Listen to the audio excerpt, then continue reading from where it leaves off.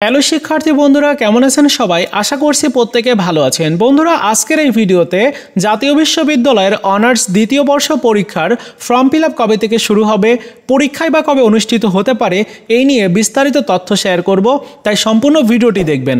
আর যারা চ্যানেলটিকে সাবস্ক্রাইব করেনি, আপনাদের পরীক্ষা নিয়ে সকল আপডেট পেতে সাবস্ক্রাইব করে রাখবেন। চলুন শুরু করা যাক। দেখুন, আপনাদের পরীক্ষার ফর্ম ফিল আপ বা পরীক্ষা কবে হতে পারে এই বিষয়টি সম্পর্কে ভালো করে বুঝতে হলে বা জানতে হলে গত বছরের পরিসংখ্যানটা আগে দেখতে হবে।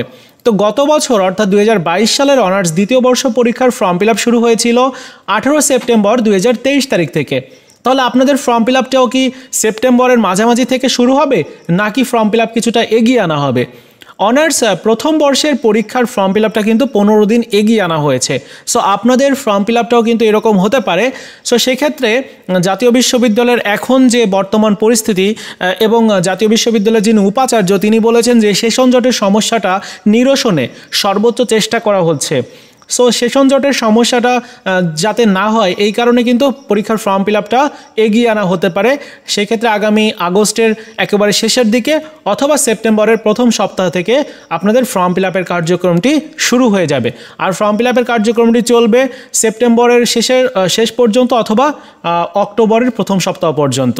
ঠিক আছে, এটা ছিল ফর্ম ফিল আপ সংক্রান্ত বিষয়। এবার পরীক্ষা কবে হতে পারে সেই বিষয় নিয়ে আলোচনা করছি। পরীক্ষার যে রুটিনটি, গত বছরের যে রুটিন সেটি আপনারা দেখতে পাচ্ছেন। পরীক্ষা শুরু হয়েছিল 30 নভেম্বর থেকে, আর হুট করে পরীক্ষার রুটিনটা প্রকাশ করেছিল গত বছর। আসলে নির্বাচন ছিল, যার কারণে পরীক্ষা কিছুটা এগিয়ে আনা হয়েছিল। সো আপনাদের পরীক্ষাটা এগিয়েও আনা হতে পারে অথবা পিছিয়ে যেতে পারে। তবে মোটামুটি ডিসেম্বর মাসে অথবা নভেম্বরের একেবারে শেষের দিক থেকে আপনাদের পরীক্ষা শুরু হওয়ার একটা প্রবল সম্ভাবনা রয়েছে। গতবার কিন্তু পরীক্ষাটা এগিয়ে আনা হয়েছিল, সেটি আমি আগেই বললাম। সো নভেম্বরের শেষের দিকে অথবা ডিসেম্বর মাসের প্রথম সপ্তাহ থেকে আপনাদের পরীক্ষাটা শুরু হয়ে যাবে। এটাই হচ্ছে সর্বশেষ বিষয়। আশা করি আপনাদের কাছে কতটুকু সময় রয়েছে সেই সম্পর্কে আপনারা অবগত হতে পেরেছেন।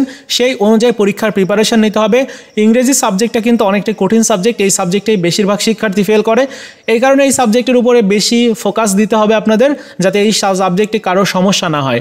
তো এই ছিল আজকের মতো ভিডিও। দেখা হচ্ছে নতুন ভিডিওতে। ভালো থাকুন সবাই, ধন্যবাদ।